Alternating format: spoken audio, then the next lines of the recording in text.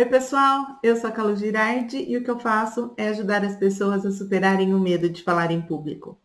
Hoje eu vou trazer para vocês um exercício que eu já comentei sobre ele lá no meu Instagram, no começo do ano, quando eu propus para vocês alguns exercícios para exercitar a fala, exercícios para exercitar a fala. Vocês entenderam? Alguns exercícios para vocês terem mais confiança na hora de falar em público, para que vocês melhorem o processo da fala de vocês. E o exercício de hoje, o exercício sobre o qual eu vou falar hoje é o canto. Fica tranquilo que eu não vou cantar para vocês nesse vídeo. A ideia é que vocês fiquem no vídeo e não corram. Se eu viesse aqui cantar, não ia sobrar ninguém para assistir esse vídeo, mas eu preciso que vocês assistam e que vocês entendam e aprendam por que cantar é um excelente exercício para quem quer falar em público, para quem quer melhorar a fala, para quem quer falar com mais segurança. E é sobre isso que a gente vai falar hoje. Cantar, né? E tem aquela famosa frase, quem canta seus males espanta. Quando a gente começa a pesquisar sobre o poder do canto, sobre os benefícios do canto, a gente vê muita gente falando sobre o aumento da autoestima, sobre quanto o canto ele exercita e ele traz boas sensações para a pessoa que canta e para a pessoa que ouve, e tudo isso relacionado a uma melhora do bem-estar da pessoa que canta e da pessoa que ouve alguém cantar. Mas existem outros benefícios do canto que estão diretamente relacionados ao processo da fala. E hoje, apesar de a gente saber que quem canta seus males espanta, é sobre esses outros benefícios que a gente vai conversar. Para começar, então, para a gente falar do primeiro desses benefícios, eu trouxe aqui 5, talvez um de brinde, benefícios do canto para quem quer falar em público, é a memória. Então, a gente vai começar falando da memória. E aí, por motivos óbvios, você vai exercitar sua memória durante o canto, porque você tem que se lembrar daquela música para você poder cantar aquela música. Mas não é somente se lembrar de palavras.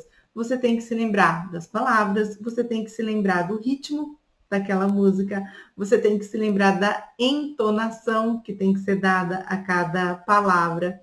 Então, é um exercício de memória, e a gente costuma brincar que é um exercício de memória viva da palavra.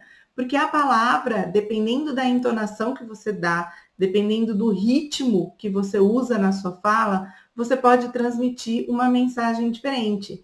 Tem também um vídeo, eu vou deixar linkado aqui para vocês assistirem, que mostra a diferença que uma entonação pode causar em uma frase. Dependendo do tom, da entonação, da força que eu dou para cada palavra, a minha frase pode mudar de sentido. E na música é assim. A música, dependendo da maneira como você conduz aquela música, ela pode dar novos sentidos para a palavra. E por isso que a gente fala que é muito mais do que exercitar a memória, a gente exercita a memória dando vida às palavras através do canto. E aí a gente exercita através da música não somente a memória da palavra, mas a memória do tom, a memória da melodia, a memória do ritmo. Tudo isso através do exercício de cantar. No número 2, o segundo benefício, o segundo treino que vem junto com o treino do cantar é a gente treinar e estimular a nossa dicção. Para você cantar, você precisa falar as palavras corretamente, você precisa falar as palavras de maneira aberta, pronunciando cada uma. Para fazer aqueles vibratos, aqueles falsetes, aqueles bonitos, né, que tem na música, segurar um tom, uma melodia, você precisa exercitar a sua musculatura do rosto, a musculatura em volta da sua boca, toda a musculatura envolvida no processo da fala. E essa musculatura é a musculatura que vai te ajudar quando você estiver falando em público, quando você estiver falando para a câmera, quando você estiver conversando com o seu interlocutor. Então, quando a gente canta e a gente exercita pronunciar as palavras num ritmo, forçar alguma sílaba para ter uma finalização de uma música diferenciada, a gente treina muito a dicção e treina muito essa musculatura importante para a gente conseguir pronunciar as palavras com clareza, quando a gente estiver falando em público, quando a gente estiver gravando um vídeo. Então, a dicção seria o nosso segundo elemento importante do processo de fala, que é muito fortemente treinado quando a gente canta. O terceiro, a gente entra um pouquinho num tema novo, que é a respiração. Para a gente conseguir cantar, para a gente conseguir falar aquelas palavras naquele ritmo e dar melodia à nossa voz, a gente treina muito a nossa respiração.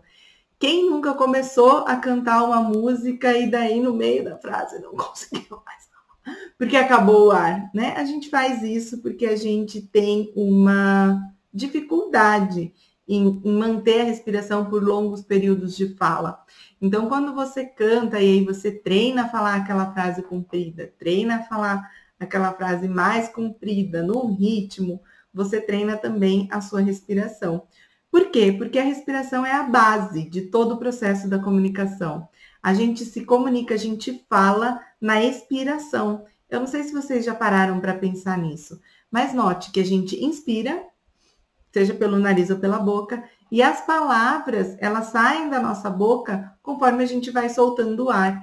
Então, a respiração é importantíssima para quem quer conseguir falar bem em público, para quem quer conseguir gravar bons vídeos, para quem quer se comunicar com clareza. Você precisa controlar essa entrada e saída de ar no seu organismo para que você consiga falar as palavras que você precisa de uma maneira clara. No dia a dia, a gente acaba não percebendo isso, a gente não tem a consciência de respirar para sobreviver, é uma coisa que acontece de maneira autônoma no nosso organismo, mas quando a gente começa a falar, a gente começa a perceber que em alguns momentos vão faltar um pouquinho, né, de ar, vai faltar um pouquinho de ar para conseguir terminar uma frase. Quando a gente começa a cantar, a gente começa a exercitar isso, porque a gente quer cantar bem, né? Por isso, a respiração é importantíssima de ser treinada e o canto é uma forma muito boa da gente treinar essa respiração e muito gostosa. Porque você pode também fazer exercícios de respiração. Eu tenho, inclusive, um vídeo onde eu ensino 2 exercícios de respiração. Ali está mais voltada para o controle da ansiedade na hora de falar. Mas você vai ter que treinar a sua respiração uma hora ou outra. E se você conseguir colocar o canto como uma atividade para você se divertir e ainda colher benefícios dela para sua vida, é melhor, não é? O quarto benefício do canto, para quem quer falar em público bem, é a concentração. Irmãzinha ali da memória, a concentração, ela é muito importante para a gente falar em público, porque a gente vai colocar o nosso foco no que a gente está fazendo naquele momento. A diferença de exercitar memória e de exercitar concentração é porque você pode fazer exercício de concentração sem necessariamente desenvolver a sua memória. Um exemplo disso é a meditação. Na meditação, a gente treina a nossa concentração, mas não treina a nossa memória. Na música, acontece que a gente consegue treinar as duas coisas ao mesmo tempo. A gente se concentra porque a gente está fazendo um exercício que requer que a gente preste atenção, eu preciso lembrar da música, eu preciso lembrar da melodia, eu preciso coordenar a minha fala. Então, eu me concentro naquilo que eu estou fazendo e eu também treino a memória. Então, acaba sendo uma atividade em que você consegue treinar as duas coisas ao mesmo tempo. E agora eu vou dar o último benefício do canto para quem quer falar bem em público, para quem quer melhorar a maneira como fala em público. E eu guardei por último esse por um motivo especial. Existem estudos que mostram que cantar promove o estímulo de novas conexões neurais. Exatamente. Então, quando a gente canta, a gente estimula o nosso cérebro a criar novas conexões para que ele consiga performar melhor aquela atividade. Agora pensa, a gente sabendo que o envelhecimento ele afeta também os neurônios, conhecer uma técnica que é capaz de estimular novas conexões entre os seus neurônios. Parece ser uma boa, né? Então, além de você ter todos os benefícios para sua voz, de memória, de dicção, que mais? De respiração e concentração, você ainda manter os seus neurônios saudáveis. É uma boa opção, né? Eu de você cantava com mais frequência. Agora, se você, assim como eu, não tem um talento para o canto, né? Se sente mais à vontade ali cantando no chuveiro do que cantando para outras pessoas assistirem, eu tenho uma excelente notícia para te dar aqui no final do vídeo. Existe um estudo de 2005 que é mencionado no livro Imperfect Harmony, Finding Happiness Singing with Others. Esse é um livro da Stacey Horn e nesse livro ela menciona esse estudo que diz o seguinte: os benefícios do canto, eles são os mesmos tanto para os bons quanto para os maus cantores.